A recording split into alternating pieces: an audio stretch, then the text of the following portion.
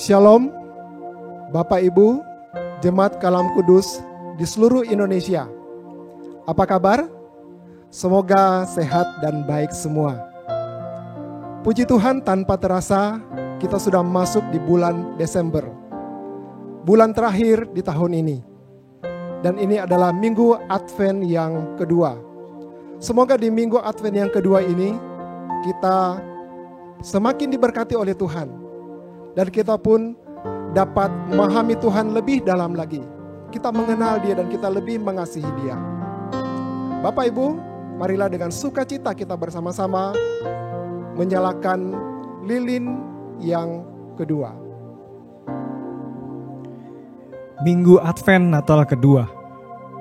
Pada masa ini orang percaya menantikan kelahiran Sang Mesias, yang sesungguhnya adalah Allah yang menjelma menjadi manusia. Lilin kedua sebagai simbol pertobatan dan penyesalan. Oleh sebab itu, kita patut mengatakan, demikianlah kami sekalian seperti seorang najis, dan segala kesalehan kami seperti kain kotor. Kami sekalian menjadi layu seperti daun, dan kami lenyap oleh kejahatan kami seperti daun dilenyapkan oleh angin. Yesaya 64 ayat 6. Jemaat sekalian yang dikasihi Tuhan, marilah kita bersama-sama mengikuti ibadah ini dengan satu keyakinan bahwa pertolongan kita adalah dalam nama Tuhan yang menjadikan langit dan bumi. Kasih karunia, rahmat, dan damai sejahtera yang dari Allah, Bapa kita dan Tuhan Yesus Kristus menyertai saudara-saudara. Happy Sunday Church, mari bersama-sama kita menyembah Allah kita. Karena Dia adalah Allah yang baik, Allah yang berkuasa dan selalu menyertai kita. Akan terdengar lagi suara kegirangan dan suara sukacita. Suara pengantin laki-laki dan suara pengantin perempuan. Suara orang-orang yang berkata, bersyukurlah kepada Tuhan semesta alam. Sebab Tuhan itu baik, bahwasanya untuk selama-lamanya kasih setianya. Sambil mempersembahkan korban syukur di rumah Tuhan. Sebab aku akan memulihkan keadaan negeri ini seperti dahulu, firman Tuhan. Mari kita bersama-sama menyambut Dia, Allah Immanuel. Oh, datanglah Immanuel. Oh, datanglah Immanuel.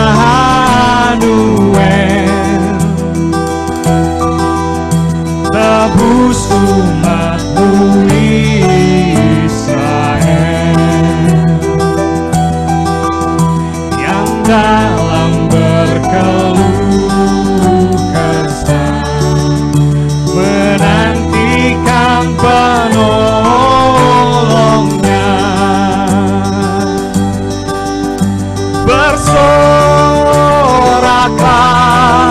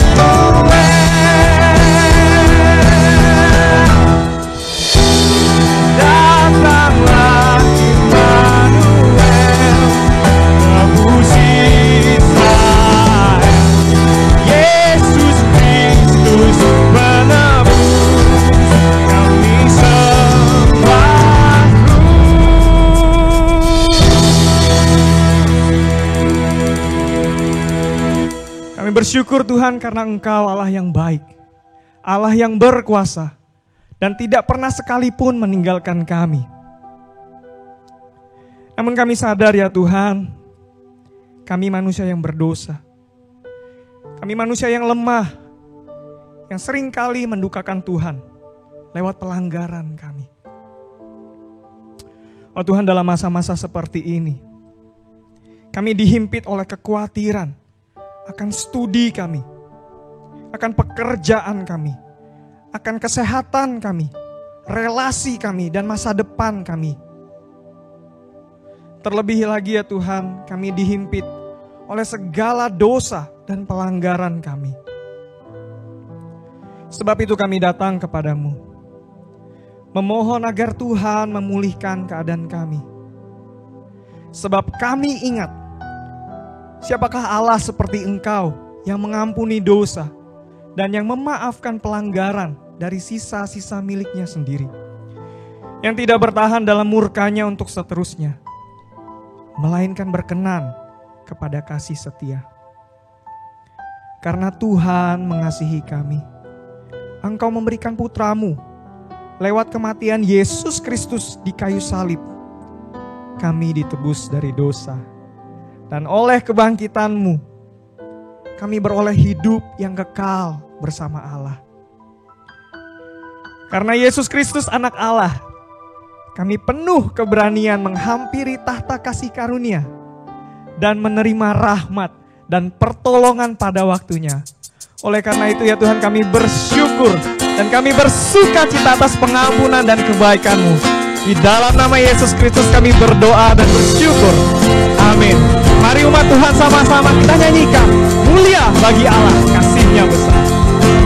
Mulia bagi Allah, kasih-Nya besar. Putranya diberikan untuk kaum berdosa. Salib bagi manusia, terbukalah pintu selamat bagimu. Pujilah, pujilah. Pujilah, pujilah, dengarlah sabdanya. Pujilah, pujilah, umat bergiranglah. Menghadap Allah di antara anaknya, naflah penebusan mulia baginya.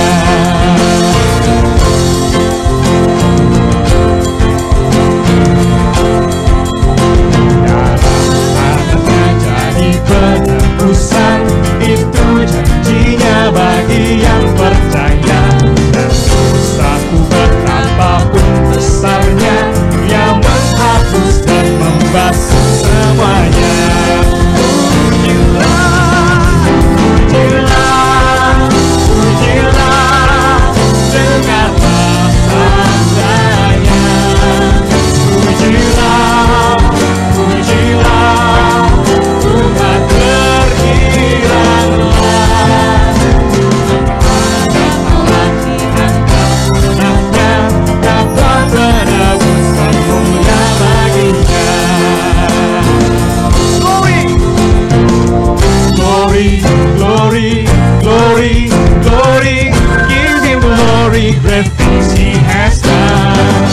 Glory, glory, glory, glory, give Him glory, great things He has done. Glory, glory, glory, glory, give Him glory, great things He has done. Glory, glory, glory, glory, give Him glory, great things He has done.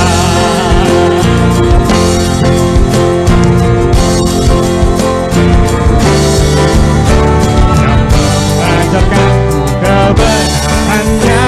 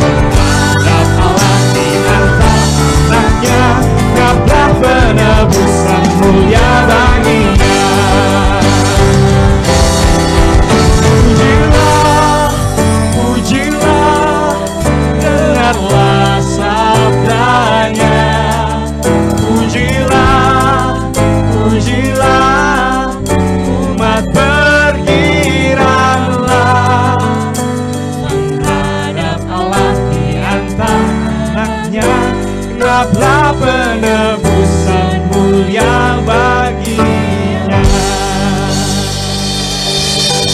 Mari jemaat masih tetap bangkit berdiri, kita sama-sama mengikrarkan pengakuan iman rasuli. Pengakuan iman rasuli. Aku percaya kepada Allah, Bapa yang Maha Kuasa, Khalik langit dan bumi, dan kepada Yesus Kristus, Anaknya yang tunggal Tuhan kita, yang dikandung dari Roh Kudus, lahir dari anak darah Maria, yang menderita sengsara di bawah pemerintahan Pontius Pilatus, disalibkan, mati, dan dikuburkan, turun ke dalam kerajaan maut. Pada hari yang ketiga, bangkit pula dari antara orang mati, naik ke surga, duduk di sebelah kanan Allah, Bapa yang Maha Kuasa. Dan dari sana, Dia akan datang untuk menghakimi orang yang hidup dan yang mati. Aku percaya kepada Roh Kudus, gereja yang kudus dan am, persekutuan orang kudus, pengampunan dosa, kebangkitan tubuh, dan hidup yang kekal. Amin.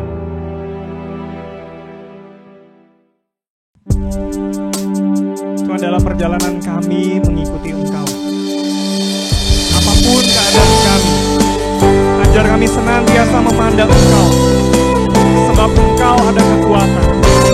Engkau selalu menyertai kami. Engkau Allah Immanuel. Kami mau menyembah, kami mau berserah kepadamu ya Tuhan.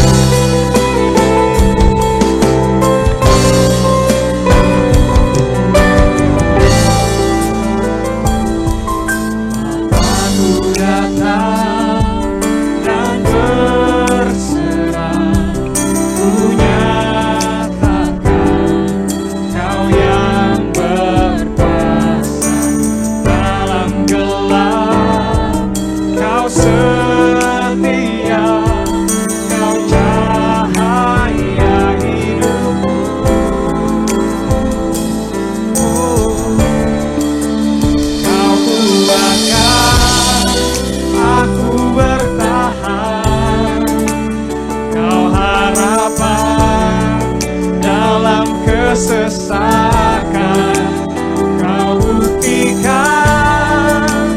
kesetiaan-Mu Tuhan. Engkau Allah Immanuel.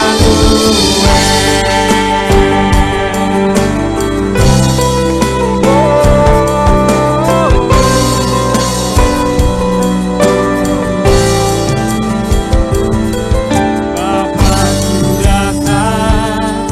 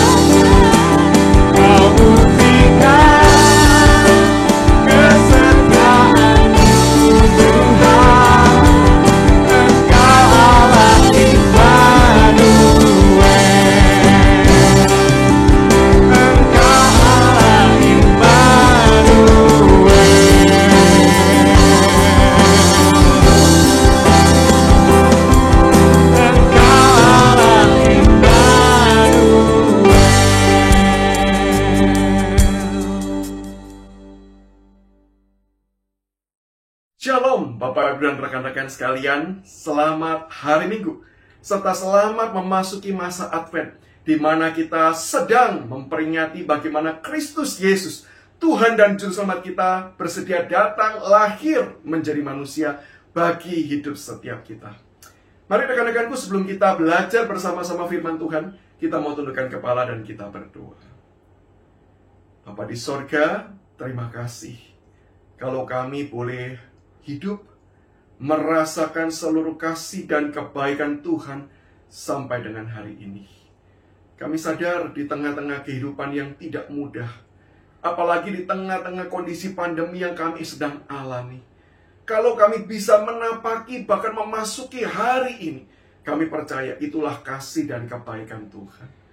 Maka kami rindu ya Tuhan, di momen-momen seperti ini kami mau mengarahkan hati dan pikiran kami yang biasanya kami arahkan untuk kemudian melihat berbagai macam kesulitan dan tantangan yang bisa jadi membuat kami gelisah dan khawatir. Tetapi di momen Natal ini kami mau mengarahkan hati dan pikiran kami untuk melihat Engkau, belajar mengenal Engkau lebih baik lagi ya Tuhan, supaya ketika kami semakin mengenal Engkau, hati kami semakin penuh dengan ucapan syukur dan kasih, dan kami boleh kembali hidup bagi Engkau. Pakailah hamba-Mu ya Tuhan, untuk boleh menyatakan segala kebenaran ini di tengah-tengah segala keterbatasan yang dimiliki. Sehingga setiap kami Tuhan hanya belajar dari Engkau sendiri. Berkati waktu-waktu ke depan kami ya Tuhan. Apalagi di tengah-tengah kami menyaksikan tayangan ini semua secara virtual. Di tengah-tengah berbagai macam kondisi kami yang berbeda-beda. Kami sungguh rindu ya Tuhan, Engkau tetap boleh menyapa dan Engkau tetap boleh berbicara kepada setiap kami.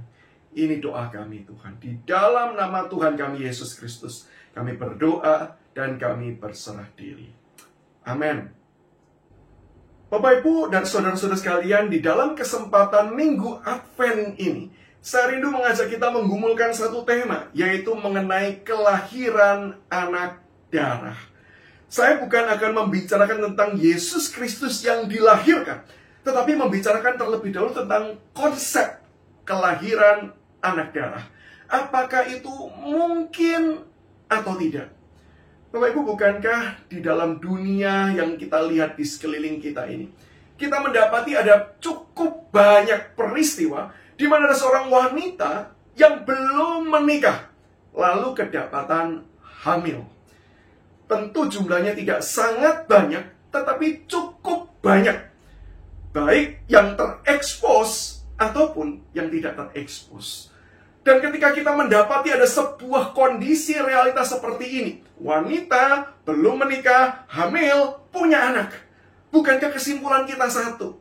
Berarti mereka sudah melakukan perbuatan yang tidak tepat. Mereka sudah melanggar akan kesucian hidup mereka. Mereka sudah berbuat dosa. Itu kesimpulan kita. Tetapi yang menarik adalah ketika kita membaca Alkitab, lalu kita mendapati ada sebuah cerita, wanita belum menikah, hamil. Kali ini kita menyimpulkan bahwa ini mujizat dari Tuhan.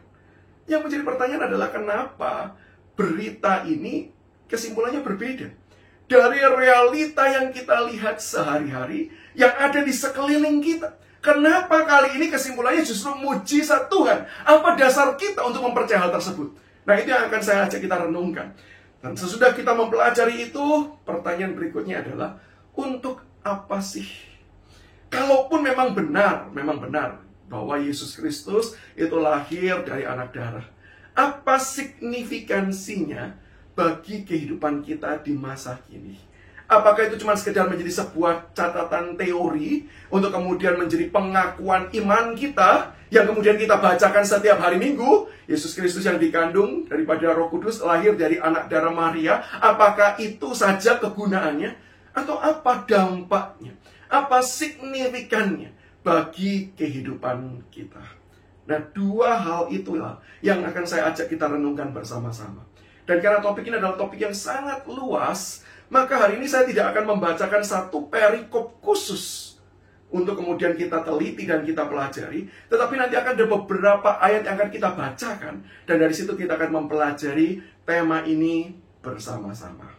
Mari kita masuk ke dalam bagian yang pertama, yaitu mungkinkah konsep kelahiran anak darah yang merupakan mujizat itu merupakan sebuah konsep yang benar.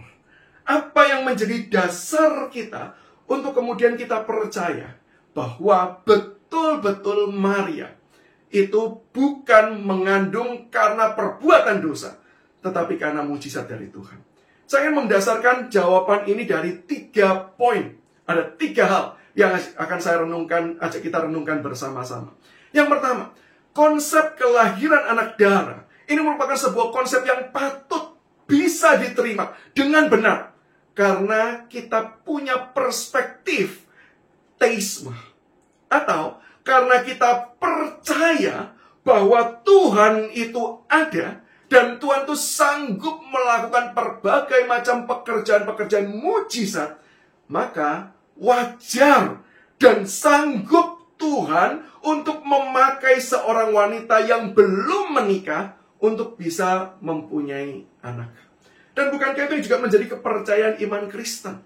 Ketika kita membaca Alkitab dari Perjanjian Lama sampai Perjanjian Baru, kita mendapati kesimpulan yang sama, bukan? Bahwa Allah itu adalah Allah yang bisa bekerja dengan cara-cara mujizat. Kalau kita membaca misalnya melalui peristiwa yang ada di dalam Keluaran, bagaimana Allah itu membelah laut, bagaimana Allah itu mengirimkan makanan dengan cara yang ajaib, bagaimana Allah itu bisa menyembuhkan orang sakit, bagaimana Allah itu kemudian juga bisa kemudian membangkitkan orang mati, mengusir setan. Wow, pekerjaan-pekerjaan yang luar biasa sanggup Allah kerjakan dan lakukan. Maka bukankah dengan konsep seperti ini, kalau memang Allah itu mau, Dia bisa membuat seorang wanita muda yang belum menikah untuk punya anak, tanpa ada intervensi dari pihak laki-laki manapun. Dan kalau kita baca peristiwa Natal, sebenarnya peristiwa mujizat yang terjadi di dalam Natal bukan cuma mengenai kelahiran anak darah ini saja. Tetapi sebelum itu, ada sebuah proses mujizat yang Tuhan juga lakukan. Yaitu apa? Mujizat yang dialami oleh Elisabeth, sanak dari Maria ini. Sama-sama mujizat tentang mengandung anak. Kalau kali ini Elisabeth memang sudah punya suami. Tetapi kalau kita membaca di dalam catatan Lukas pasal pertama, khususnya ayat yang ke-7, keterangannya sangat jelas. Elisabeth ini seorang wanita yang mandul. Seorang wanita mandul. Artinya apa seorang wanita mandul? Memang secara kemampuan biologis, kemampuan fisik, Elisabeth ini tidak lagi mampu mempunyai anak. Memang ada problem di dalam kandungannya. Itu keterangan mandul. Tetapi bukan cuma mandul yang dicatat, bukan? Tapi juga dituliskan bahwa dia seorang wanita yang mandul dan juga sudah tua. Bukankah secara umum dan secara wajar kita mengetahui bahwa seorang wanita yang sudah tua sudah habis masa kemudian kesuburannya untuk dia bisa mempunyai anak. Sehingga dengan adanya 2 catatan ini, mandul dan juga tua, sebenarnya kita mau memberitahu bahwa tidak lagi ada kemungkinan secara manusia bagi Elisabeth untuk mempunyai anak.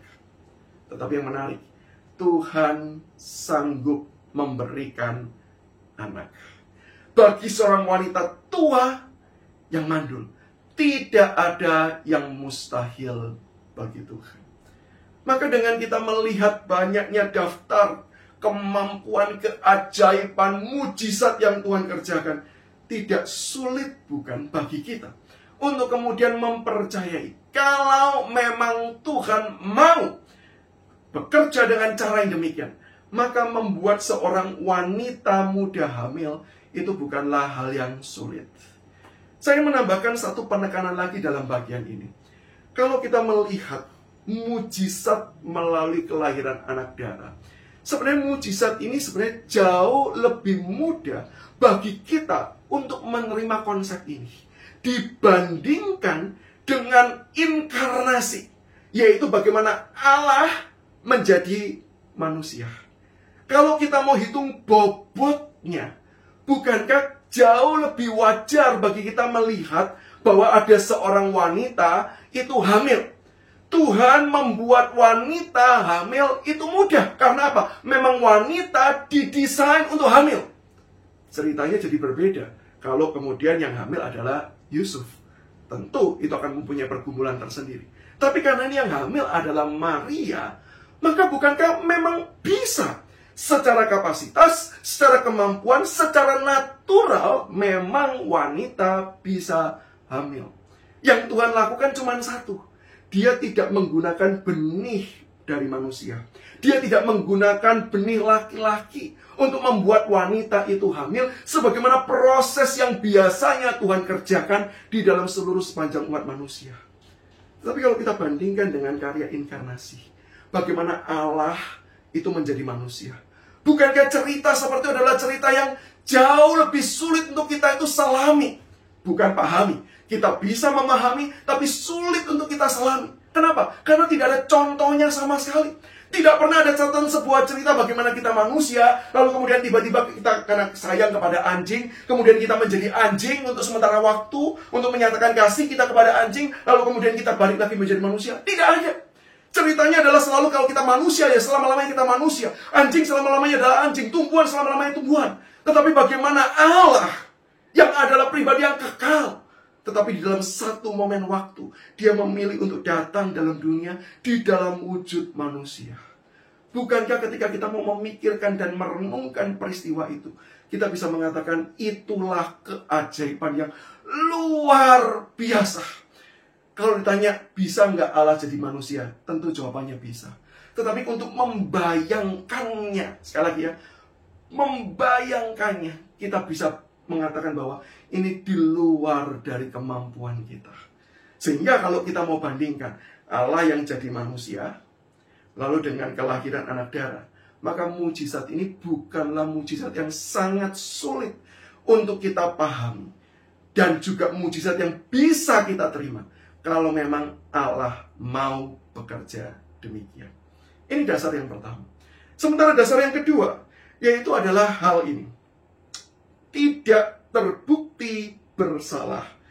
Itu selalu memberikan ruang terbuka untuk kemungkinan benar. Tidak terbukti bersalah, itu berarti selalu ada ruang terbuka bahwa hal tersebut adalah hal yang benar. Ini konsep yang berlaku umum bahkan sampai dengan saat ini. Di peradilan manapun. Kalau kita menghadapi sebuah kasus di mana orang itu diduga melakukan salah satu tindak kriminal, maka tugasnya adalah tugas dari para jaksa itu memberikan bukti-bukti untuk menunjukkan bahwa memang benar orang inilah yang berbuat salah. Apa jadinya kalau kemudian bukti-bukti itu tidak bisa diberikan? Bukan berarti orang ini langsung kemudian bersih namanya. Tetap bisa diduga. Betul, tetap bisa diduga. Tetapi tidak bisa dijatuhi hukuman. Kenapa? Karena bukti yang kurang. Sehingga di dalam hal inilah kebenaran ini terwujud.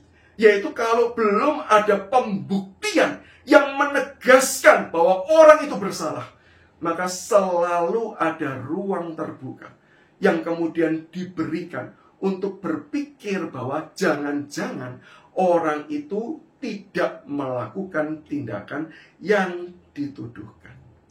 Maka kalau aturan yang sama ini kita perlakukan untuk Maria, maka bukankah ketika Maria itu hamil, orang bisa menduga. Menduga apa? Menduga bahwa memang dia melakukan sebuah tindakan-tindakan yang tidak tepat. Tetapi bukankah Maria sendiri mengatakan bukan. Kelahiran ini atau kehamilan ini adalah datangnya dari Tuhan. Ini adalah mujizat dari Tuhan. Dan tentu saja ini merupakan sebuah klaim yang sangat sulit untuk dibuktikan secara langsung.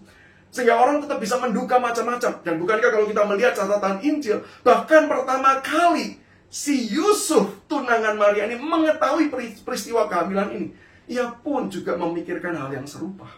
Sampai-sampai ia mau mundur dan mau menceraikan dari Maria. Tetapi kalau kita mendapati terus-menerus cerita Injil, kita tidak mendapati satu pun bukti yang menunjukkan siapakah ayah dari Yesus ini. Nggak ada. Buktinya tidak ada.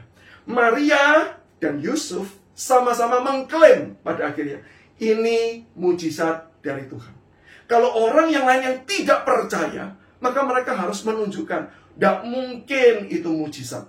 pasti kamu sudah melakukan sebuah tindakan yang tidak tepat. Maka harusnya gampang, tunjukkan saja siapa pelakunya. Tunjukkan saja, ada nggak orang yang kemudian pada akhirnya mengklaim bahwa akulah ayah daripada Yesus? Nggak ada. Bahkan kalau kita melihat ketika Yesus mulai naik daun, mulai digemari oleh banyak orang. Bukankah pada masa-masa seperti itu harusnya orang yang mau mengklaim itu bisa mengklaim dan berkata, oh itu anakku. Supaya apa? Ikut-ikut naik daun.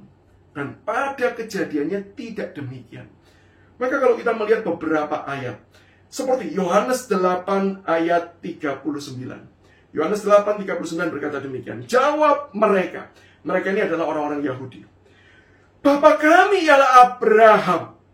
Nah, kalau kita memperhatikan jawaban ini dan kalau kita membaca konteksnya, pada waktu itu Yesus yang memberitahu orang-orang Yahudi itu bagaimana kalau kamu hidup di dalam kebenaran, kebenaran ilahi, maka kebenaran itu akan memerdekakan kamu. Dan orang-orang Yahudi yang mendengar Yesus mengajarkan bahwa kamu akan dimerdekakan. Mereka berpikir, berarti bagimu, kami ini sekarang ada dalam kondisi tertindas ya. Berarti bagimu, kami sekarang ini menjadi budak ya, bukan orang merdeka ya. Maka bukankah orang-orang berkata bahwa kami ini loh keturunan Abraham. Kami ini loh orang merdeka. Tapi setelah Yesus kemudian terus mengajar dan menunjukkan berbagai macam bukti-bukti, mereka masih tidak yakin dan tidak percaya. Maka kemudian dilanjutkan di ayat yang kedua, 39 ini. Mereka kemudian, kalau di ayat 32, kita perhatikan, mereka mengatakan bahwa kami ini keturunan Abraham.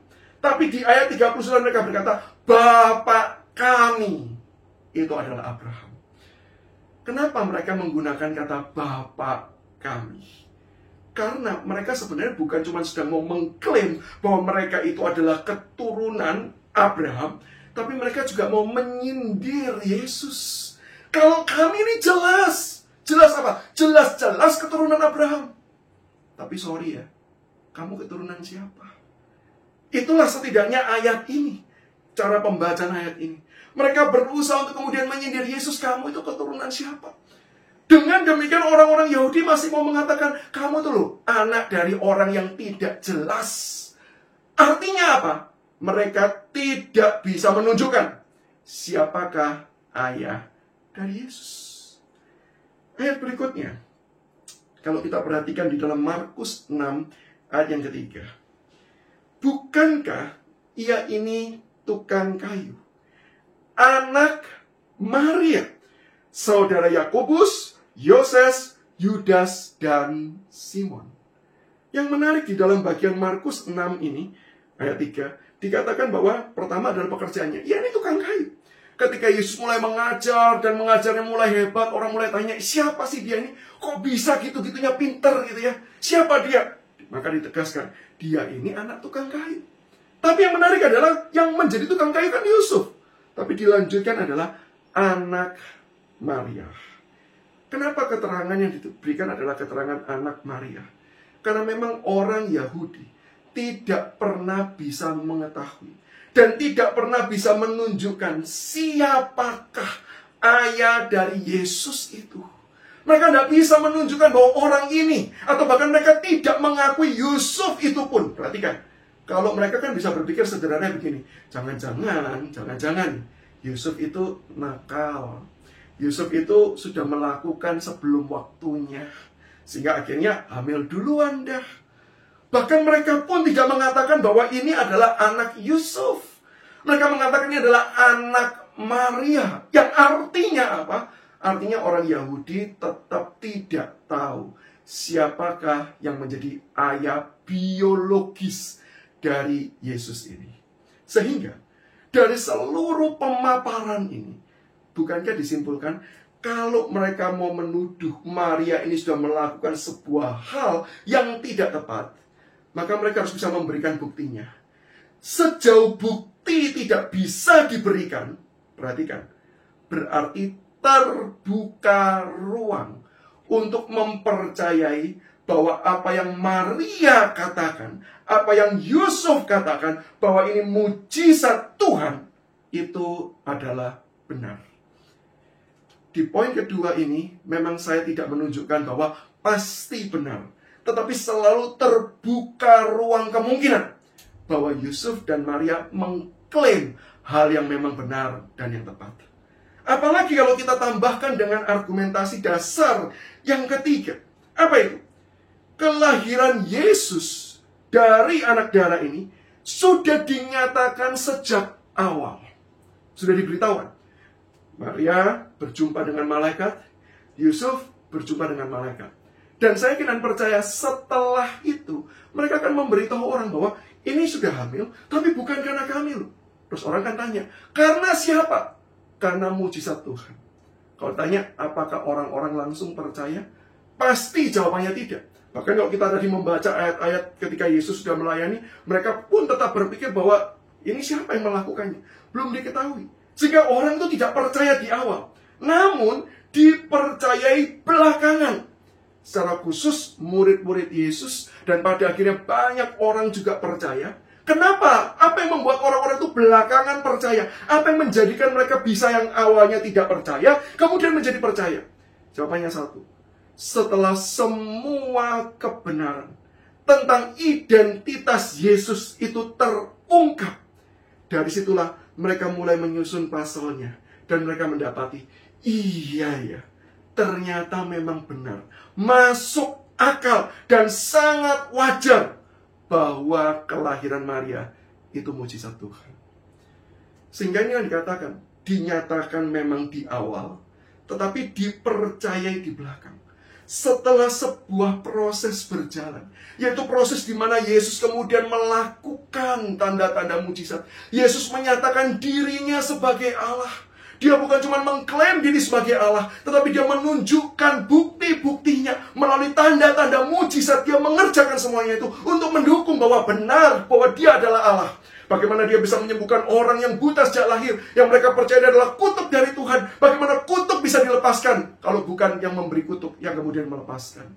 Bagaimana Yesus bisa mengampuni dosa, padahal dosa itu artinya perbuatan melanggar Allah. Kecuali Allah itu sendirilah yang kemudian mengampuni dosa.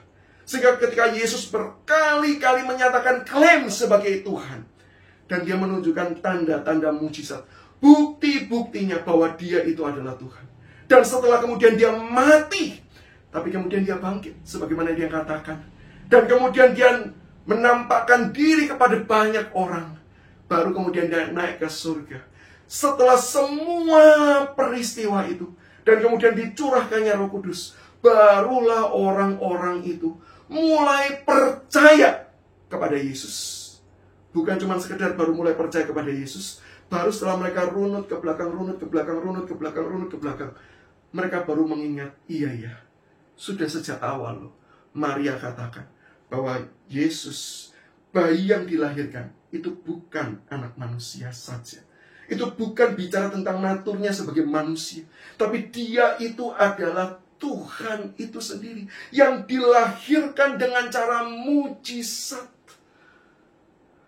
Maka dari sinilah kita melihat kebenaran dasar kita untuk mempercayai kelahiran anak darah. Mujizat kelahiran Yesus itu terjadi karena kita melihat ada bukti-bukti lain yang mendukung, sehingga argumentasi ini, penjelasan ini menjadi sangat masuk akal untuk kita terima dan kita percayai. Dan saat ini kita akan masuk ke dalam bagian yang kedua, bagian yang terakhir. Untuk apa? Apa sih gunanya kita percaya bahwa memang Yesus itu dilahirkan dengan cara mujizat? Apa gunanya kita mempercayai mujizat dari kelahiran anak darah? Ada dua hal yang ingin saya tekankan di dalam kesempatan kali ini. Yang pertama, berita kelahiran anak darah ini merupakan berita pengharapan bagi setiap kita. Berita kelahiran anak darah ini adalah berita pengharapan. Bapak Ibu, kalau kita mempelajari teks daripada Perjanjian Baru, kita mendapati bahwa peristiwa kelahiran Yesus itu adalah peristiwa di mana sudah sekian ratus tahun lamanya Allah itu tidak bekerja dengan jelas. Allah itu tidak menyatakan lagi firman-Nya. Allah itu dikatakan berdiam diri. Masa yang dikatakan masa intertestamental. Setelah perjanjian lama dan sebelum memasuki perjanjian baru. Allah diam. Allah tidak menyatakan apa-apa kepada umat manusia. Sehingga di dalam waktu seperti itu, manusia yang rindu mengenal Allah. Manusia yang rindu untuk kemudian mendengar sabda Allah. Manusia yang rindu merasakan akan bagaimana lawatan Tuhan. Mereka tidak merasakan apa-apa. Dan ini bukan sehari, ini bukan 2 hari, bukan setahun, ini bukan 2 tahun. Ini ratusan tahun lamanya. Sehingga bisa bayangkan tidak? Di tengah-tengah kondisi orang sudah berharap, Tuhan, kenapa Engkau berdiam? Tuhan, berbicaralah. Tapi Tuhan tidak bersabda apa-apa. Lalu tibalah waktunya ketika Tuhan menyatakan, Tuhan bukan lagi bersabda. Tuhan bukan lagi mengirim utusan saja untuk menyatakan kebenarannya. Tetapi Tuhan itu kemudian datang sendiri di dalam wujud manusia, menjumpai setiap kita untuk menyatakan siapa Dia, supaya kita bisa berelasi dengan Dia, supaya kita bisa merasakan kasih yang Dia berikan. Bukankah itu menjadi sebuah berita yang memberikan pengharapan bagi setiap kita bahwa Allah tidak pernah meninggalkan kita. Bahkan kalau kita baca catatan dari Matius pasal yang pertama, ayat 22-23. Injil Matius, penulis Matius mencatatnya demikian. Hal itu terjadi supaya genaplah yang difirmankan Tuhan oleh Nabi. Sesungguhnya anak darah itu akan mengandung dan melahirkan seorang anak laki-laki. Dan mereka akan menamakan dia Immanuel, yang berarti Allah menyertai kita. Matius mencatat supaya genaplah. Atau dengan kata lain, Matius ketika dia merenungkan akan berita kelahiran, berita juru selamat yang lahir dengan cara mujizat melalui kelahiran anak darah, dia menyimpulkan demikian. Ini semua Tuhan itu berikan untuk menunjukkan bahwa Dia yang berjanji, Dia tidak pernah ingkar janji. Kalau dulu melalui para nabi, Dia tidak pernah berkata bahwa akan ada Mesias, akan ada seorang anak darah yang melahirkan. Dan sekarang itu terjadi. Itu bukti walaupun Allah kelihatannya diam, tapi Dia tidak pernah tinggal diam. Saya ulangi, meskipun Allah terlihat diam, kita tidak mendapati apa yang Dia kerjakan. Kita tidak tahu apa yang Dia sedang lakukan karena tidak ada wujudnya langsung. Tapi bukan berarti Dia tinggal diam. Tapi Dia terus-menerus bekerja. Dia terus-menerus, bahkan pada akhirnya Dia menyatakan yang paling baik, yang terbaik, yaitu dirinya sendiri. Yesus Kristus yang datang menjadi manusia. Bukankah berita ini harusnya juga menjadi berita yang menghibur setiap kita hari ini? Sudah kira-kira 8-9 bulan pandemi ini kita alami. Berapa banyak doa yang sudah kita naikkan. Berapa banyak kegerakan doa yang sudah dibuat. Berapa banyak puasa dan ritual-ritual rohani yang dikerjakan. Dengan satu hal, memohon Tuhan, lepaskanlah. Karena problemnya bukan cuma sekedar penyakitnya, tetapi dampaknya yang dihadirkan, baik dampak sosial, baik dampak ekonomi, baik dampak psikologi, banyak dampak yang dihasilkan. Sehingga di tengah-tengah umatnya berdoa, mencari Tuhan, tolong, Tuhan, tolong. Bukankah kalau kita melihat, jawabannya kelihatannya belum ada. Sempat kondisi Indonesia dikatakan mulai membaik, atau setidaknya beberapa daerah mulai membaik. Seperti tempat di mana saya tinggal, Surabaya. Sudah dikatakan, wah udah mulai kuning nih, sebentar lagi mulai hijau. Mulai ada rasa penghiburan, rasa sukacita gitu ya. Kenapa? Akhirnya pandemi ini pun akan lewat juga. Tapi nggak berapa lama kondisinya kembali berubah. Kembali memburuk. Sehingga bukankah di tengah-tengah kondisi kita ada di situasi yang tidak menentu. Di tengah-tengah kondisi kita pun tidak tahu bagaimana melanjutkan kehidupan kita ke depan. Di tengah-tengah kita sudah berdoa dan berharap kepada Tuhan, tetapi belum ada jawabannya. Bukankah di waktu itu kita bisa berkata, Tuhan, Kenapa engkau diam? Kenapa engkau diam? Hari ini kalau kita merasakan Tuhan sedang mendiamkan kita. Hari ini kalau kita merasa Tuhan itu seolah-olah sedang cuek dengan kita. Mungkin kita seperti orang-orang di masa-masa intertestamental, di mana tidak lagi ada suara Tuhan yang jelas dinyatakan. Tidak lagi ada tanda-tanda pekerjaan Tuhan yang dengan jelas dinyatakan. Tapi satu hal, Tuhan tidak pernah tinggal diam. Mungkin ia terlihat diam, tapi dia sedang mengerjakan sebuah pekerjaan baik yang pada akhirnya akan dinyatakan. Dan disitulah akan menjadi kelegaan dan penghiburan bagi setiap kita. Apalagi kita percaya Yesus Kristus yang sudah datang menjadi manusia, bahkan dia rela mati, menyerahkan nyawanya bagi setiap kita. Bukankah itu wujud kasih terbesar Tuhan? Dia bukan cuma mau datang, bukan cuma senang-senang, bukan menyatakan kuasanya, bukan menghakimi, tapi justru dia berkata, aku datang untuk melayani, bukan dilayani. Dan dia menyerahkan nyawanya, menyatakan kasih yang besar. Maka bukankah harusnya kita bisa berkata seperti Paulus berkata, kalau putra tunggalnya sudah diberikan, kalau nyawanya pun diserahkan bagi kita, apa yang Tuhan tidak akan kerjakan untuk menjadikan hidup kita semakin baik, semakin efektif untuk memuliakan Tuhan. Itu yang menjadi dasar iman kita. Hari ini, kalau kita tidak melihat pekerjaan Tuhan yang nyata, kita tidak melihat bagaimana Tuhan itu menjawab doa kita secara jelas, seperti yang kita inginkan, bukan berarti dia meninggalkan kita. Tapi dia sedang merenda sebuah pekerjaan baik, untuk boleh mengajar kita, menolong kita, menjadikan kita pribadi yang semakin serupa dengan gambaran dirinya, Yesus Kristus.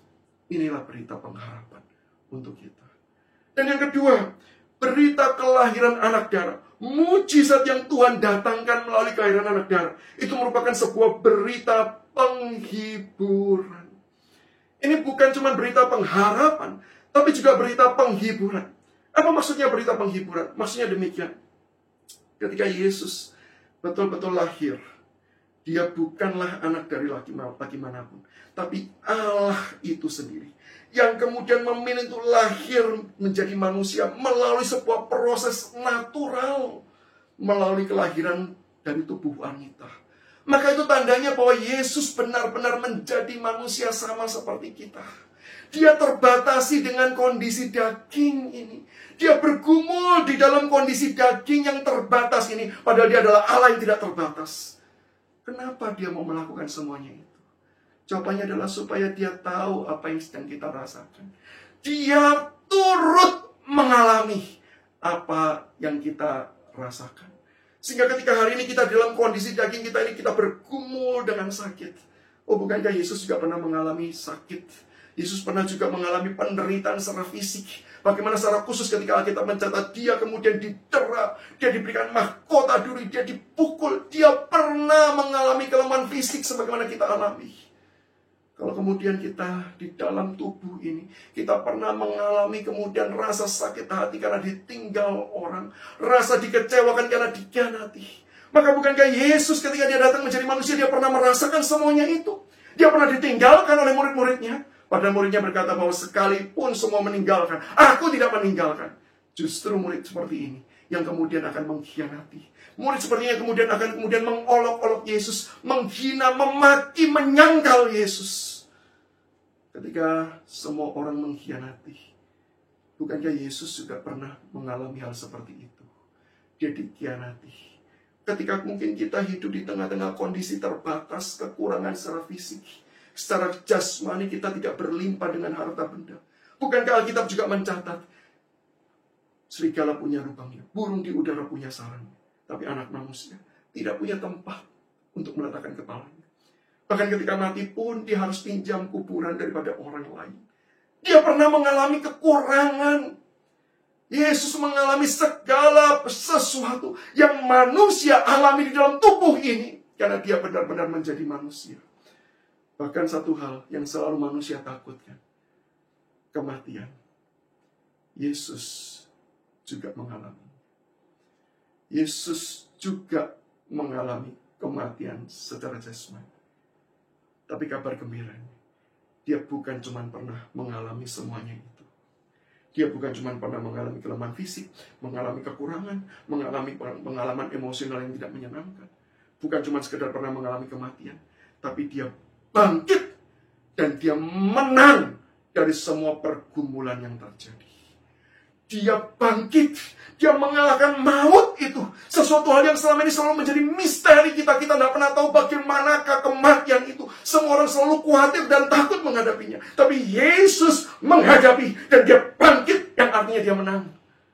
Dia menang bukan cuma terhadap maut. Dia menang terhadap semua pergumulan-pergumulan hidup yang dialami di dalam tubuh jasmani ini. Dan satu hal, dia yang pernah mengalami, dia yang bangkit dan dia menang. Firman Tuhan mengatakan, dia menyertai kita. Matius 1 ayat 23 mengatakan dengan jelas, anak yang dikandung, itulah Immanuel. Apa artinya? Melalui kelahirannya Yesus berkata, aku tidak pernah sekalipun meninggalkan engkau. Aku selalu ada dan aku akan menyertai engkau di tengah-tengah segala kelemahan, di tengah-tengah segala kesukaran, di tengah-tengah segala pergumulan. Aku menyertai engkau senantiasa. Bukankah berita ini adalah berita yang menghibur setiap kita? Ketika kita mengalami kelemahan, ketika kita mengalami kekurangan, ketika kita mengalami berbagai macam pencobaan, ketika kita kemudian ditinggalkan, ketika kemudian kita dikhianati. Kepada siapa kita bisa mengeluh? Kepada siapa kita bisa mencurahkan seluruh perasaan kita? Jawabannya satu, Yesus. Karena dia pernah mengalaminya. Tapi bukan pernah, tapi dia memenangkan semuanya itu. Dan dia memenangkan semuanya, dia menyertai kita. Sehingga seolah-olah dia berkata, kalau aku pernah melewati, aku sudah memenangkannya. Aku akan membimbing engkau melewati semuanya dan memenangkan semuanya. Bukankah ini merupakan sebuah kabar sukacita di tengah-tengah segala pergumulan kehidupan yang tidak mudah, seringkali kita merasa tidak ada pengharapan. Ada pengharapan, ada penghiburan, karena Allah beserta kita. Maka pertanyaannya cuma satu, maukah engkau disertai Tuhan? Kalau kita bertanya, bukankah Allah pasti menyertai? Orang yang disertai adalah orang yang berkata kepada Tuhan, Tuhan, seluruh hidupku kuserahkan kepadamu. Orang yang disertai adalah orang yang berkata, Tuhan, kemanapun engkau pergi, aku akan mengikut engkau. Itulah yang disertai. Maka ini pertanyaannya bagi setiap kita, maukah engkau disertai? Jika iya, serahkanlah hidupmu kepada Tuhan. Serahkanlah seluruh pengharapanmu kepada Dia. Berjalanlah mengiring Dia. Dan biarlah engkau melihat di tengah-tengah situasi yang tidak mudah. Bahkan meskipun tetap ada kesulitan, ada penganiayaan, ada penderitaan yang bisa terjadi. Tapi satu hal yang pasti, Allah yang beserta kita, Allah yang memimpin kita, Allah yang akan memelihara kita. Dan satu hal, kalaupun pada akhirnya seluruh pergumulan dan penderitaan di dalam dunia ini harus membuat kita kehilangan nyawa.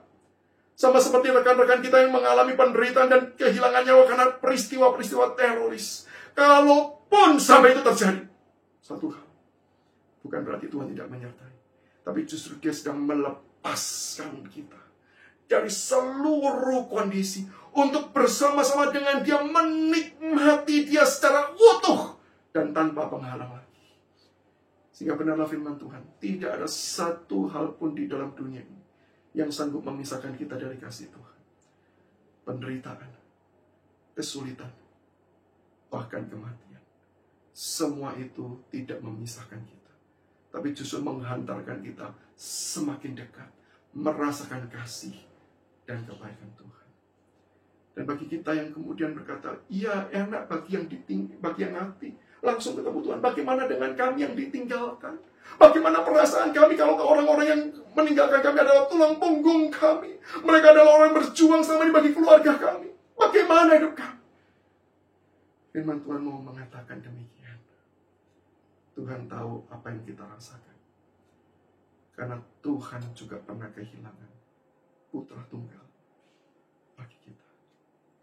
Hari ini kalau kita berduka, hari ini kalau kita sedih, Tuhan tahu, mengerti tetesan air mata kita. Karena Dia pernah merasakan kehilangan. Tapi Dia bukan cuma sekedar pernah merasakan kehilangan. Tapi Dia adalah Bapa yang baik. Bapa yang akan mencukupkan, Bapa yang memelihara. Sehingga Tuhan seolah-olah yang berkata, bisa jadi orang itu selama yang menjadi tempat pengharapanmu sekarang meninggalkan engkau. Memang dia bisa pergi. Tetapi aku, Bapa di surga yang memelihara engkau siang dan malam, aku tidak akan pernah satu kali pun meninggalkan engkau. Sehingga letak pengharapan kita bukan terletak pada orang-orang tersebut, tetapi kepada Tuhan itu sendiri. Sehingga kita tidak pernah kehilangan pengharapan. Kita tidak pernah kehilangan penghiburan. Kiranya firman Tuhan ini menjadi penghiburan, menjadi pengharapan bagi setiap kita. Memasuki masa Natal, di tengah-tengah pandemi ini, kita tetap bisa merasakan kasih dan kebaikan Tuhan. Dan kita mau diutus menjadi saluran kasih dan kebaikan bagi sekeliling kita. Mari kita tundukkan kepala dan kita berdoa. Bapa di surga, terima kasih. Kalau Engkau mau dalam dunia ini, bagi setiap kami. Terima kasih. Kalau Engkau mau merasakan seluruh penderitaan yang kami rasakan. Supaya Engkau bisa menghibur kami, menguatkan kami. Bukan sebagai sesama orang yang sekedar pernah mengalami. Tapi Engkau sudah memenangkannya. Sehingga Engkau menjanjikan kemenangan-kemenangan itulah yang juga kami akan alami ketika kami hidup berjalan bersama Engkau, ketika kami hidup berada di dalam tangan penyertaan-Mu. Maka Tuhan, di tengah-tengah kondisi yang tidak mudah, di tengah-tengah segala tantangan kehidupan, hari ini kami menyerahkan diri kami sekali lagi ke dalam tangan-Mu. Terimalah ya Tuhan, dan tolonglah setiap kami, jagai kami, dan pakai kami menjadi alat-alat berkat. Dengar doa kami ya Tuhan, demi Yesus Kristus Tuhan dan Juru Selamat kami.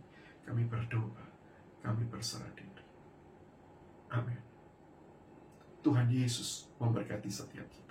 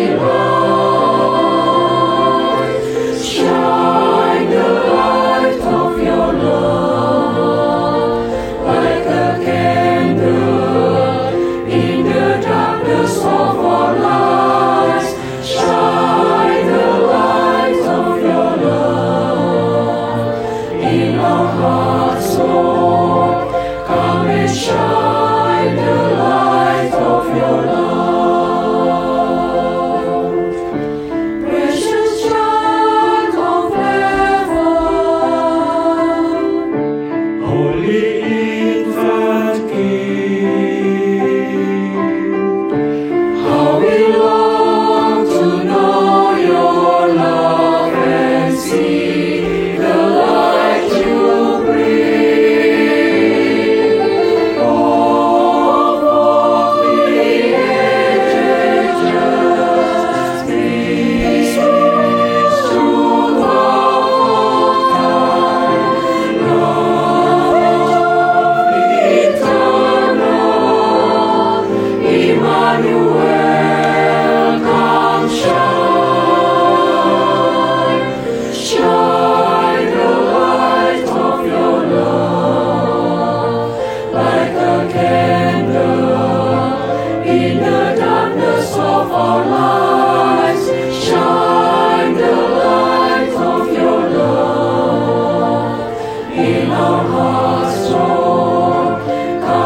shine the light of your love.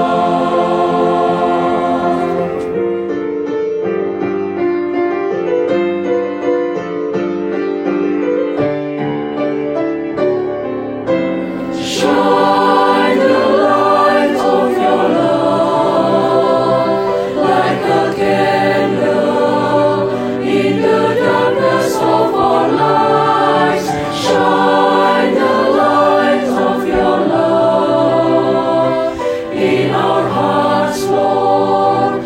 Come and shine the light of your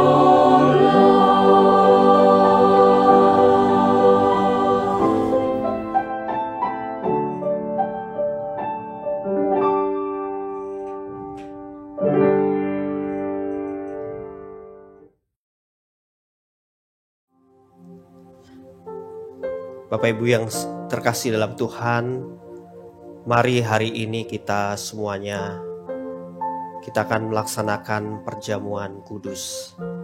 Bapak Ibu, saudara-saudari yang terkasih, perjamuan kudus ini dilayankan bagi kita semuanya yang sudah menerima baptis dewasa ataupun yang sudah mengaku percaya ataupun CD. Oleh sebab itu mari kita bersama-sama melaksanakan perjamuan kudus ini dengan hati yang penuh syukur kepada Tuhan dan tertuju hanya kepada Tuhan. Mari Bapak Ibu, saudara-saudari yang terkasih dalam Tuhan, sebelumnya kita boleh meneduhkan diri kita merenungkan kasih Tuhan di dalam kehidupan kita.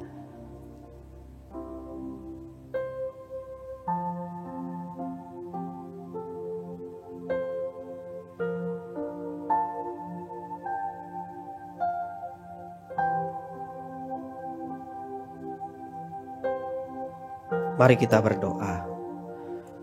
Bapa yang di surga, terima kasih di masa pandemi ini kami masih dapat menikmati ibadah dan menikmati perjamuan kudus.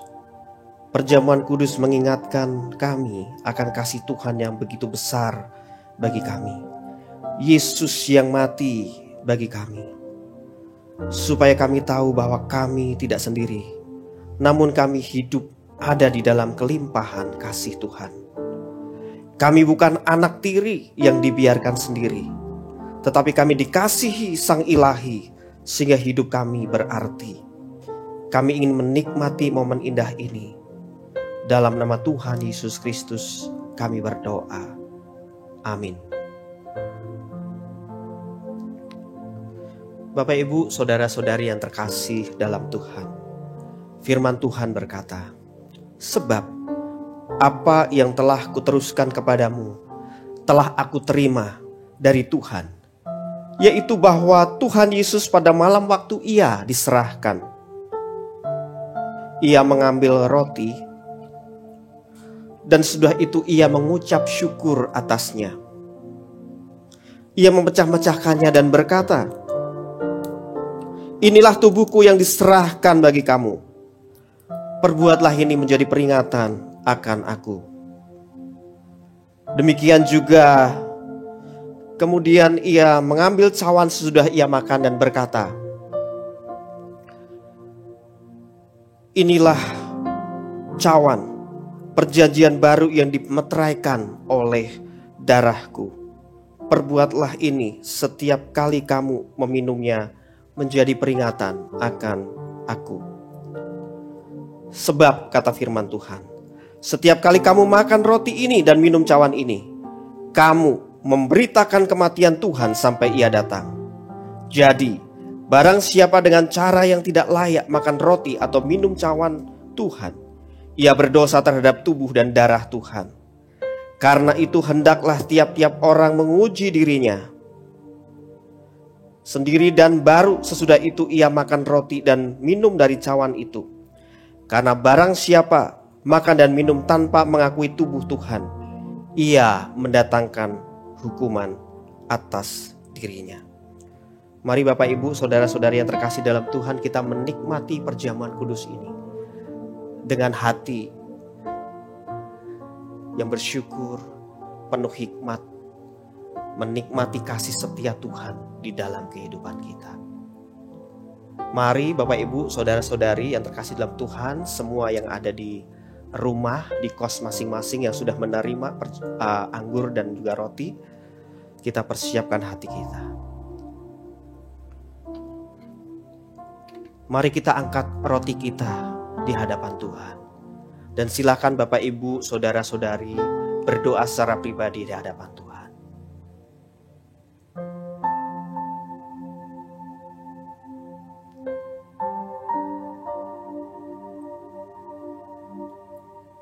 Mari kita makan roti ini dengan ucapan syukur.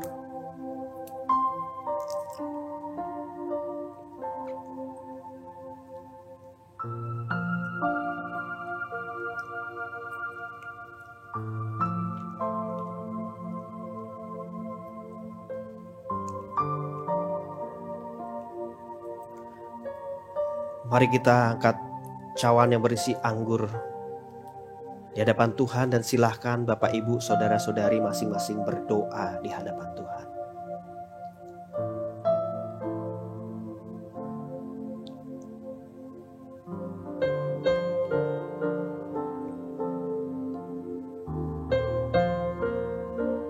Mari kita meminumnya dengan ucapan syukur.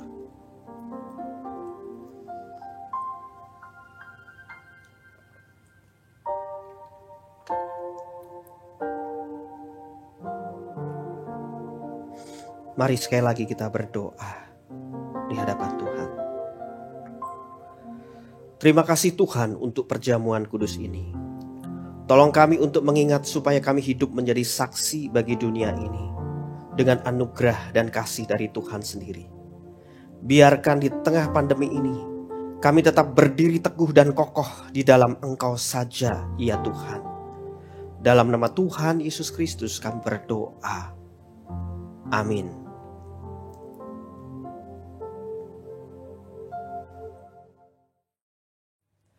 Shalom Bapak Ibu, saudara-saudari yang terkasih dalam Tuhan.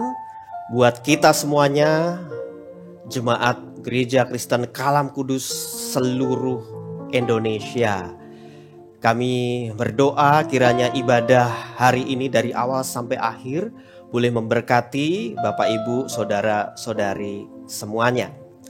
Bapak Ibu, saudara-saudara yang terkasih dalam Tuhan, kami mengucapkan terima kasih kepada penginjil Samuel Sugiarto yang hari ini sudah boleh menyampaikan firman Tuhan.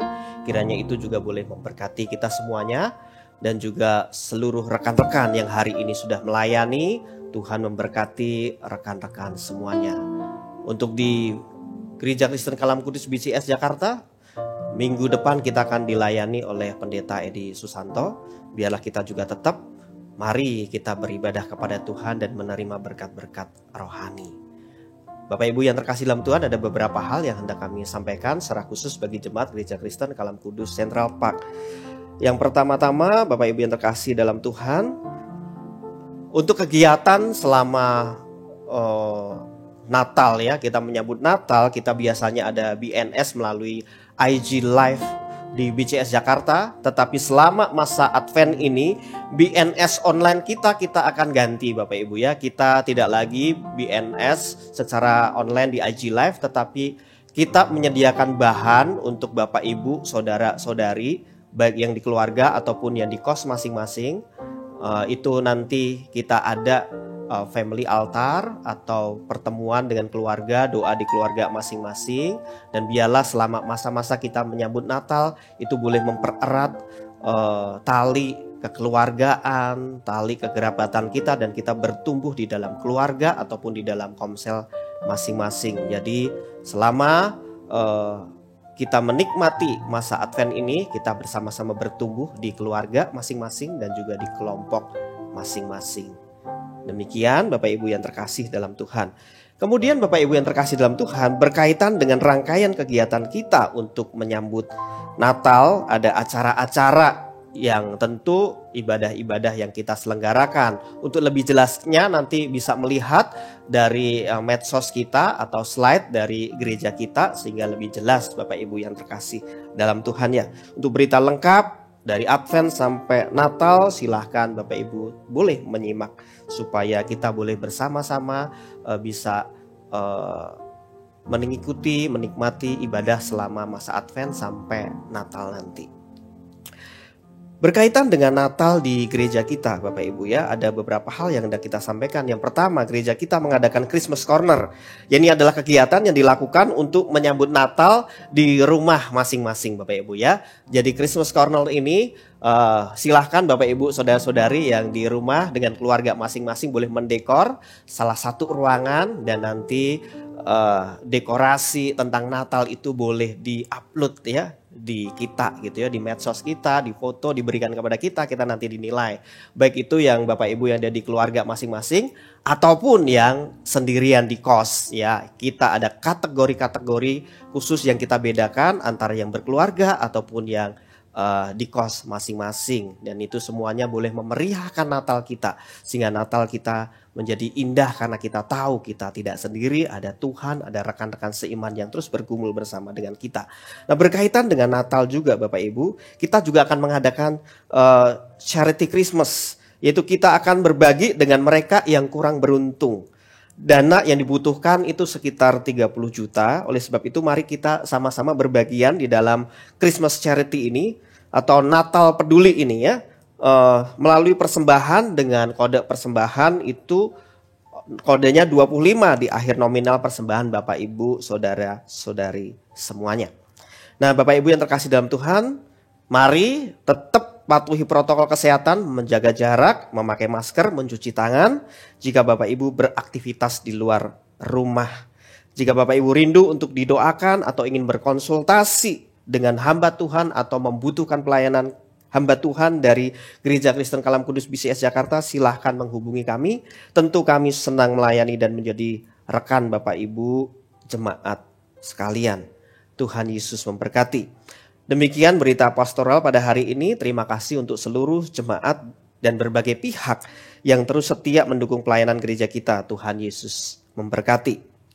Nah, sebentar kita akan memberi persembahan. Bapak Ibu saudara-saudari yang terkasih dalam Tuhan, terima kasih untuk segenap dukungan untuk kita semuanya sehingga hari ini sampai hari ini kita masih boleh beribadah. Kami terus berdoa bagi Bapak Ibu saudara-saudara semuanya. Dan hari ini adalah minggu pertama, biasanya kita juga ada persembahan persepuluhan. Silakan bagi Bapak Ibu saudara yang hendak memberikan persembahan persepuluhan, itu ada kode 10 di belakang nominal persembahan Bapak Ibu saudara-saudari semuanya. Mari kita mempersiapkan persembahan kita. Kita bangkit berdiri Bapak Ibu, dan kita akan berdoa. Nah, sebelum berdoa kita akan mengingat firman Tuhan. Hendaklah masing-masing memberikan menurut kerelaan hatinya, jangan dengan sedih hati atau karena paksaan, sebab Allah mengasihi orang yang memberi dengan sukacita. Mari kita berdoa. Bapa di dalam surga, terima kasih.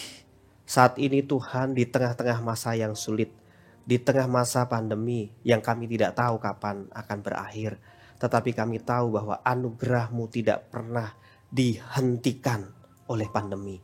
Kami mau serahkan waktu ini. Kalau hari ini kami masih bisa diberikan kesempatan untuk memberi persembahan, kiranya Tuhan, Engkau yang menolong kami untuk kami melihat bahwa hidup kami ada di dalam pemeliharaan Sang Ilahi, yaitu Engkau sendiri. Yang mau serahkan hanya di dalam nama Tuhan Yesus Kristus kami mau memberi persembahan. Amin. Tuhan adalah Allah yang adil.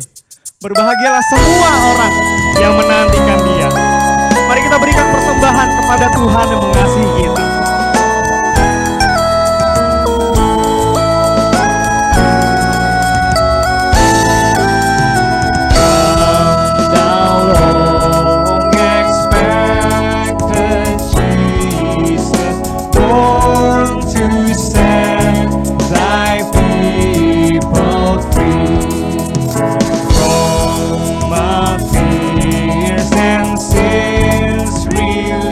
Release us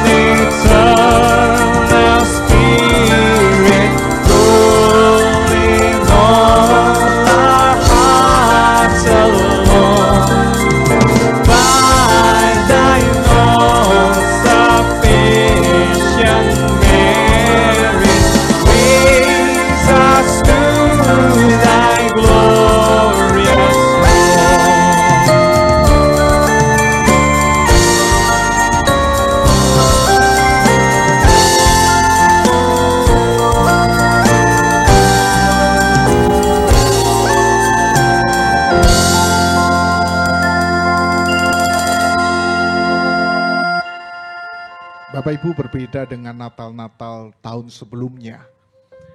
Natal tahun ini barangkali terkesan lebih suram daripada Natal kita sebelumnya, tahun-tahun sebelumnya. Namun demikian Bapak Ibu, biarlah setiap kita tidak kehilangan akan sukacita Natal di tahun ini. Itu sebabnya Bapak Ibu, mari saya ajak untuk setiap kita berdoa, supaya di Natal ini setiap kita boleh mengalami perjumpaan dengan Tuhan secara pribadi. Dan kita juga akan berdoa untuk Natal di negara kita, supaya kiranya Natal di negara kita juga boleh berlangsung dalam kondisi yang aman. Mari Bapak Ibu Saudara yang dikasihi oleh Tuhan, kita merendahkan diri kita di hadapan Tuhan. Dan mari kita berdoa, supaya di Natal ini Tuhan boleh berbicara kepada kita, Tuhan boleh hadir di hati kita, dan Tuhan boleh kembali memberikan damai-Nya di dalam hati kita. Bapa di dalam surga, terima kasih ya Tuhan, kalau Engkau boleh memberikan Natal kepada kami di tahun ini. Barangkali Natal di tahun ini memang berbeda dengan Natal-Natal kami sebelumnya. Kami tidak lagi dapat merayakan di gereja, kami hanya merayakan di rumah ya Tuhan. Tetapi kami berdoa kiranya Engkau mempersiapkan hati setiap kami, sehingga di Natal ini Tuhan kami boleh sungguh tetap mengalami damai sejahtera Tuhan. Kami boleh sungguh tetap berjumpa dengan Tuhan, pribadi lepas pribadi. Kami rindu ya Tuhan, kiranya di Natal ini kami boleh sungguh mempersiapkan diri kami. Dan di Natal ini Tuhan, Engkau boleh sungguh hadir di hati kami. Dan kami rindu Tuhan, kami boleh tetap mengalami damai-Mu, mengalami sukacita-Mu. Walaupun barangkali kehidupan kami hari ini mungkin lebih berat daripada tahun-tahun sebelumnya. Tetapi kami percaya Tuhan, bersama dengan Engkau, kami bisa melewatinya. Tuhan berkati untuk segala persiapan Natal yang sedang disiapkan oleh gereja, dan juga kiranya Engkau yang memberkati akan Natal yang disiapkan oleh banyak gereja di negara kami. Kami berdoa ya Tuhan, Engkau tetap memberkati, Engkau tetap melindungi, agar semuanya bisa berjalan dengan aman. Dan kami juga berdoa ya Tuhan, kalau sebentar kami akan melewati tahun ini pun, kiranya Tuhan terus beserta dengan kami. Kami rindu Tuhan, tahun 2021 menjadi tahun yang jauh lebih baik daripada tahun ini. Kami rindu ya Tuhan, Kau boleh terus berjalan bersama-sama dengan kami. Hamba berdoa kiranya Engkau yang memberkati setiap jemaat-Mu dimanapun mereka berada. Dan biarlah ya Tuhan, Engkau memberkati keluarga mereka, Engkau memberkati pekerjaan mereka. Dan kiranya damai sejahtera-Mu dan sukacita-Mu boleh tetap hadir di tengah-tengah keluarga mereka. Terima kasih ya Tuhan, inilah doa kami di hadapan-Mu, yang kami naikkan hanya di dalam nama Tuhan kami Yesus Kristus, Allah yang Immanuel, yang tidak pernah meninggalkan kami. Kami berdoa. Amin. Mari Bapak Ibu kita bangkit berdiri, kita bersama-sama menaikkan doksologi. Biarlah segala pujian, kemuliaan kita kembalikan kepada Tuhan.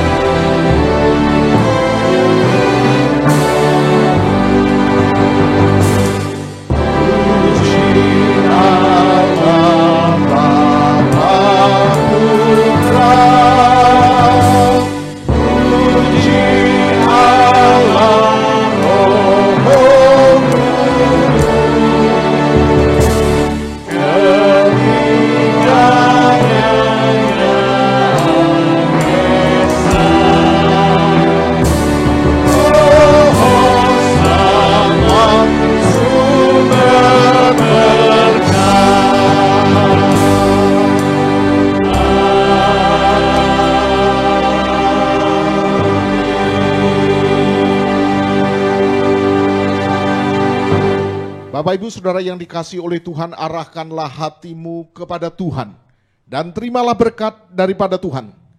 Kiranya damai sejahtera dari Allah Bapa, kasih sayang dari Tuhan kita Yesus Kristus, persekutuan dengan Allah Roh Kudus boleh menyertai perjalanan imanmu dari hari ini sampai Maranatha, Tuhan kembali yang kedua.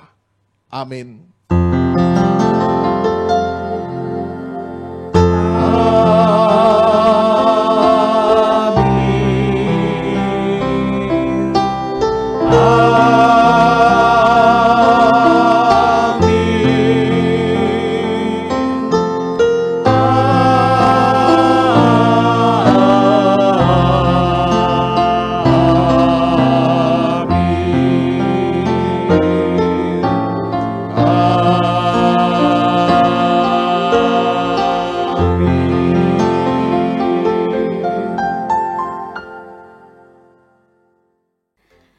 Shalom, selamat hari Minggu Bapak Ibu, Saudara-saudari yang terkasih dalam Tuhan. Kita bersyukur karena di dalam masa pandemik ini Tuhan masih memberikan kita anugerah dan kesempatan untuk beribadah, untuk memuji Tuhan, menyembah Tuhan, bahkan mendengarkan firman-Nya. Bapak Ibu, jika di dalam ibadah tadi Bapak Ibu terberkati dengan firman Tuhan, mari kita menjadi saluran berkat Tuhan, kita membagikan dan meneruskan kasih dan berkat Tuhan kepada orang-orang di sekitar kita, kepada keluarga kita, teman kita, sahabat kita, bahkan kepada orang-orang yang belum mengenal Tuhan. Selanjutnya Bapak Ibu, minggu ini kita sudah memasuki minggu Advent yang kedua. Mari kita mempersiapkan hati kita dengan penuh sukacita dan tetap mengarahkan hati dan hidup kita kepada Tuhan. Dan kita terus berusaha untuk menjalin relasi dengan Dia melalui kehidupan doa kita, melalui saat teduh kita, bahkan di dalam merenungkan firman Tuhan. Karena inti dari kekristenan adalah relasi dengan Tuhan. Bapak Ibu sekalian, jika di dalam masa-masa yang sulit ini Bapak Ibu memiliki pergumulan, tantangan atau apapun itu, dan jika Bapak Ibu bersedia untuk berbagi dan untuk didoakan, silahkan Bapak Ibu boleh menghubungi kami para hamba Tuhan di gereja untuk kita bisa saling mendoakan, saling mendukung dan berjalan bersama untuk menghadapi hari-hari yang sulit ke depan. Mari kita terus berharap dan bergantung pada Tuhan. Bapak Ibu, yang terakhir, untuk persembahan bagi pekerjaan Tuhan di gereja ini, Bapak Ibu boleh transfer ke rekening gereja atau men-scan QR code rekening gereja atau mengumpulkan persembahan secara langsung di amplop, kemudian di waktu yang tepat Bapak Ibu boleh membawanya ke rumah Tuhan di tempat ini. Demikian Warta Gereja pada hari ini. Mari kita terus berharap dan bersandar pada Tuhan, kita jaga kesehatan kita dan tetap mengikuti protokol dari pemerintah. Terima kasih, selamat hari Minggu, Tuhan Yesus memberkati.